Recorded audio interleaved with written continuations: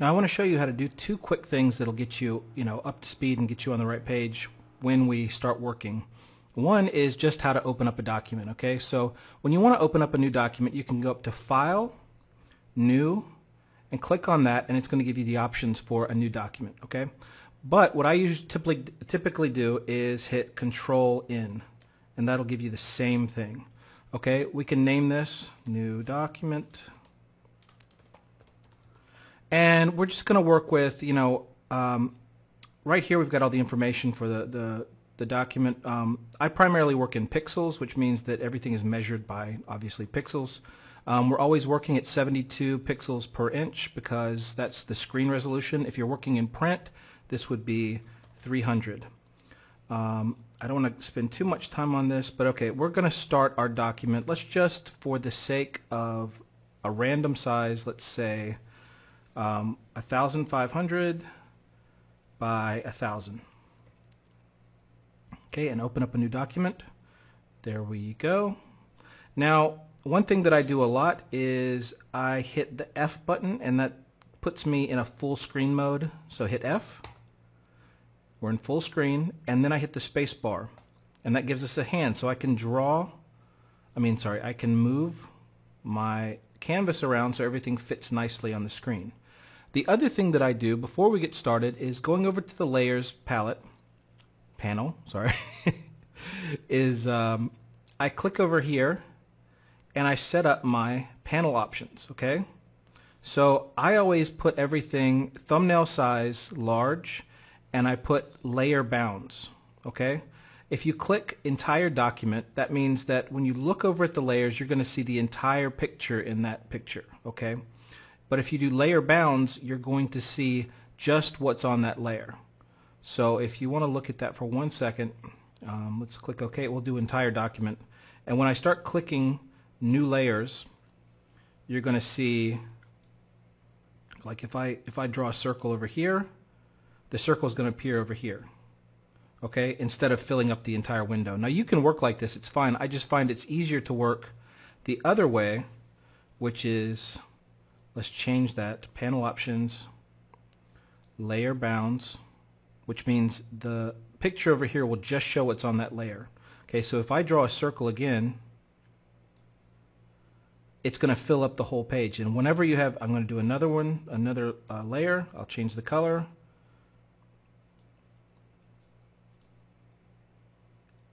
Over here, and as you can see, for me it's much easier to work if you just see what's in that layer. Now I think I was throwing a couple of people off because they didn't know how to get this far with it, so let me we can click, in order to get the layer mask on this layer, we can click on the layer mask button, and there we go, and that'll bridge us into the next class. Another key component of layers is masking. Now, how do you mask, and what is masking, and what the heck am I talking about? Well, okay, we've got this orange, ugly square here sitting on top of a beautiful blue circle. Now, what if I want to take parts of this square and make it see-through, transparent?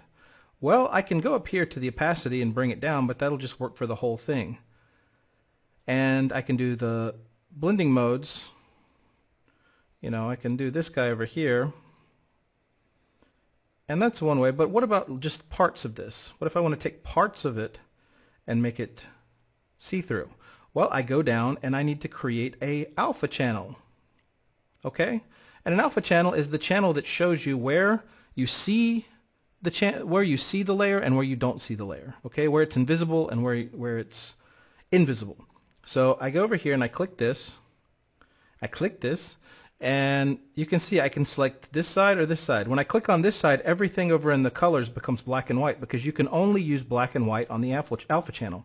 So let me get a brush here, and you'll see I'm drawing in black, and everything I draw on there is going to make that part of this picture invisible. And it works for grayscale too. So if I do if I draw a gradient, I just grab the gradient. You can choose what kind of gradient you want, so let's do that. See? you get a really nice blend from black up here, which is totally invisible, to white. And slowly, from going from black to white, it gets more and more visible. And you can do the same thing on every layer. So let's do this on the bottom layer with this, what is that? The oval too. Okay, I'm going to take the gradient over here and drag that across. And you can see now I'm dragging it, just playing around. Or I can grab a brush, I can draw on that.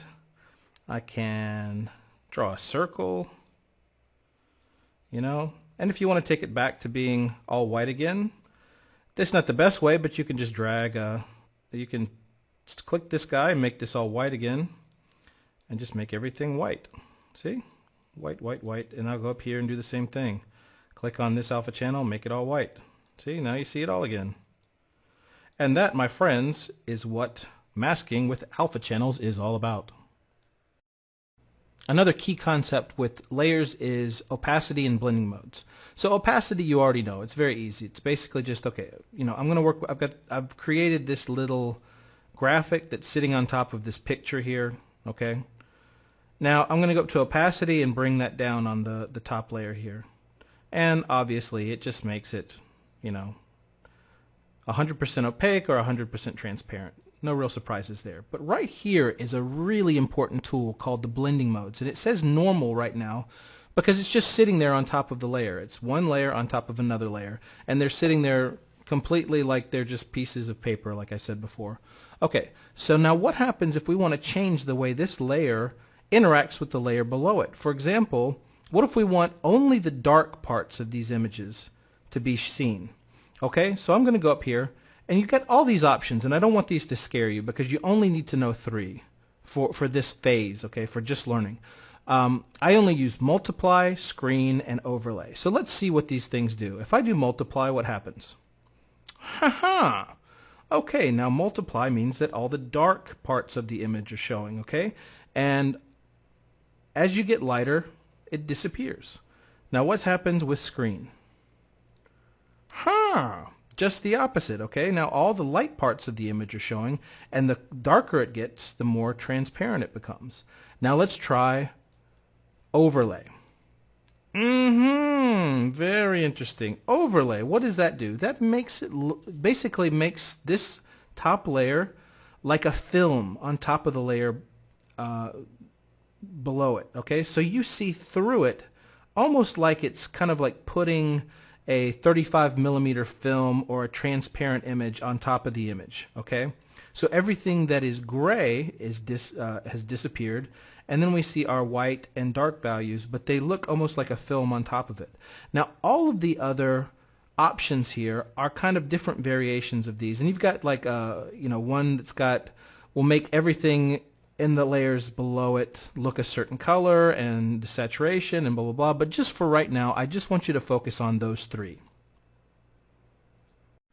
Now let's very quickly put these things into work. With just what we've learned already, you can actually do a lot. So let's look at this. I've got 4 images. We've got this light bulb image that we saw before. I added a lens flare, and we have another image that's just this texture. You can take textures from anywhere, from like the sides of buildings or whatever. You know, it's nice to kind of start collecting textures because you can add them to your files really, really easily. You know, like old paper or metal or you know, concrete or whatever. And you can find them everywhere online too. But I'm constantly using those just to add little effects. And now the final one is this cool little swervy thing. These are all just stock photos from various places that, you know, once you work as a graphic designer, you just get memberships at different places. I think this is Dollar Photo Club that I use a lot. And then there's freeimages.com or .org. But anyway, there's just do a Google search for free stock images that have no attribution. Okay, that's important. Okay, now let's say, for example, I want to take this image of the lens flare and only have the white parts go on top. I want to have it look like it's coming from this light. Let me click on this guy. And how do we do that? If you can remember, think for 1 second. How would you make just the white parts of this image go through? All right, if you said the screen mode in the blending modes, you would be absolutely correct. So let's move this down. And I'm just clicking on the layer with the select tool, this guy right here, just clicking on it and moving it around. And I'm going to put it kind of over this image. I don't want to put it in the middle because that just looks a little, it doesn't look right. So I'm going to move it over to the side and make it look like this light bulb is glowing a little bit. Okay. Now the problem we run into is now that I've moved this layer, you see this line, and it means that there was just a little bit of white information here at the edge. So there's a couple of ways we can change this, but the way that we've already learned how to do it is to go down to our layer mask, click that, when this is selected, click on our layer mask, okay, and then we're going to click the brush tool, which we're going to talk about later, and you can change the brush. I'm going to tell you real quick, we'll learn about this all later, don't worry about it, but in order to change the size of your brush, you want to click curly brackets right or curly brackets left, and that will change the size. You can also change how hard or soft the brush is up here. Okay, this is a palette, but we're going to get to all that later. This is just to give you a demonstration of the layer mask. So we're going to go over here, and don't worry about that. We're going to just color this part in with black. So now it blends together. You don't see it anymore. That line is gone. And a lot of Photoshop is just blending things so it looks right to your eye. Now moving right along, let's go up one layer, and we have this guy. Now what do we do if we want to add this texture to the image? Well, probably the best two ways that we have right now would be multiply, which would take all the dark information and put it over on top of this, or overlay. Okay, now I think overlay works pretty good, but it doesn't work when it's 100%. So what I'll do is I'll go over here and I'll take down the opacity. And you can see that it's going to just add this texture on top of the image. Okay. Now multiply actually does a pretty good job. So you could do multiply and see if you like that better. There's no right or wrong. But I just want to show you what these things do. And now let's go up here to this guy. We'll leave that. I'm not crazy about that, so I'm going to turn that off. Now let's go up to this top guy, and we've got this cool little line. Now what if we want to add this line here to the image and just give it a little bit of oomph, I'll call it. Well, we want to get rid of the white part and just have this part, the wave part showing. Okay, so again, we can just do multiply and see what we get. Okay, that's pretty cool. That actually, it doesn't work great. Okay, so it doesn't work great over here, but it kind of works over here, and then we have this line here. So the next step is what? Go down to the layers, layer mask, click on that, and then we're going to draw black in all the areas that we don't want it to appear. Okay, let's draw that out and draw that out. Okay. And this blue doesn't really match. So, we'll go into changing colors and things like that, but I just wanted to give you an example of how you would start combining images together and making them look, I do this. This is one of the most important things that I do with Photoshop, is just to start combining layers and making them all flow and kind of work together. And as you can see now, okay, all of these elements are coming together. You've got this lens flare. You've got this guy. If you want to add the element on top, doesn't really look that great. But sometimes if you bring that down, the opacity down a little bit, it adds just a little bit of texture. This actually works a lot better on pictures. If you're taking a picture of somebody and you want it to make it look older, or if you're doing an ad and you want to take, for example, like when I do posters for movies, I'll overlay, kind of a rough texture on the top, and it'll just add this realism to it, and it'll get everything in the image will have this texture to it. So we'll touch on that later. I'm probably going to do a skill lecture on creating posters or creating like the aged look. So we'll use this a lot more, but I just wanted to give you a quick rundown of things that you can do with the skills that we've already touched on. Now, a few years back, Photoshop added a new feature to the Layers panel called the Layer Styles. And the Layer Styles, quite simply, is just a little feature right here on the bottom that allows you to put some cool little quick styles onto your layer. So they have bevel and emboss. And when I click down here, if I click one, it'll bring up this panel. And this panel has all the same options here to the side. So let's just go through these. Bevel and emboss, which... and within all of these, you also have a bunch of other options. So there's bevel and emboss. Here's stroke. It adds a little line around it. You can make that on the inside or the center or whatever. You can change the color. Inner shadow. That just gives you a nice little inner shadow here. Inner glow.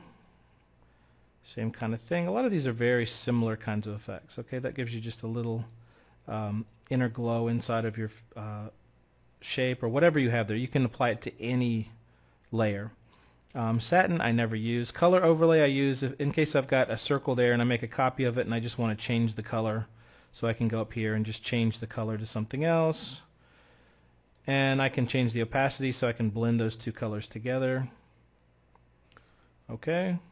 Gradient overlay just creates a gradient on top of the shape, and you can change the way that that interacts. As we just did blending layers, you can say, for example, you just want to multiply that on top so only the dark part of the gradient shows, or you can do screen, or you can do overlay.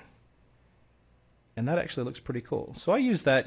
You've got an endless amount of tools here. I mean, it's ridiculous. So, what I'm trying to do is just show you the main ones. And of course, drop shadow is probably one of the most used ones. Probably overused. So drop shadow is just going to give you a nice little basic blurred version of the, it's got a black blurred version to make it look like you've got a shadow. And you can also even change the color. I don't know why you would ever want to, but you can change the color too. And you can change the, again, the blending mode on this too. You can do that. Blending modes come up a lot. But anyway, so that's a very quick introduction to what layer styles are. Here I was, all set to start with adjustment layers. I even put the title at the top, and I realized, you know what? You guys need to know about folders. Folders are absolutely key when you're working with Photoshop because it makes your life much easier. Now, it used to be that years ago, Photoshop didn't have folders in the layers panel. You see all these folders right here. Okay. It used to be you'd have just like hundreds and hundreds of folders, and you would have to like look all over the place for every different element or whatever. And then when they started putting folders in, I think maybe CS, I don't know, 4 or something like that, they started using folders, and it was just awesome. So let's look at this. Okay, we're right now on the adjustment layers folder. I can turn all these folders on, and it'll make a big mess and everything, but let's turn all these off. All right, I'm going to open that up. I added this layer here just to demonstrate something. I'm going to show you something in just a second. But let's start from scratch. Now what I'm going to do is click Shift and I'm going to select all these and just drag them up and out of this folder. And I'm going to take that original folder and just throw it in the garbage. Okay, just drag it down to the trash can.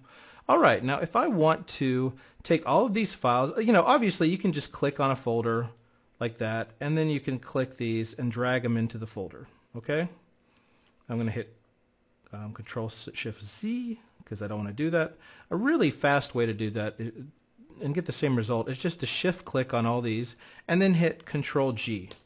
And now you've got that folder. You can call it Adjustment Layers. Okay, now the nice thing about layer folders like this is that they now act just like layers. So you can go down here and you can apply an alpha channel to the entire folder, which is really cool. So let me turn on that orange. And I'm just going to draw in that with black. Look at that. Okay. And we'll do some black squares and whatever. You get the point. Okay. So now I'm going to just drag that down to the trash can. Okay. What else can you do? All right, well, what about blending modes? Well, right now it says pass through, and pass through just says that none of whatever blending modes these guys already have, they're going to just like that, they'll work just fine, But what you can actually do, like say this has, just to give you an example, I'm going to do, I'll put the, okay, now we can see the blending modes. I'm going to turn this on, and I'll just put on the multiply for the girl. And as you can see, now she's multiplied against the orange background. Okay, just on that. And that's with pass through. Now let's take her and put her normal again. What did I do? Normal? There we go. She doesn't look that normal to me though, I mean, honestly. Okay, so adjustment layer, folder. Now let's do the whole folder and multiply. Boom! Oh my God, what happened? Now this whole folder is being multiplied on top of the blending modes folder. Crazy, right? And just get in there and play with this. Like everything, just play with it. But this just should give you an idea of the power of folders.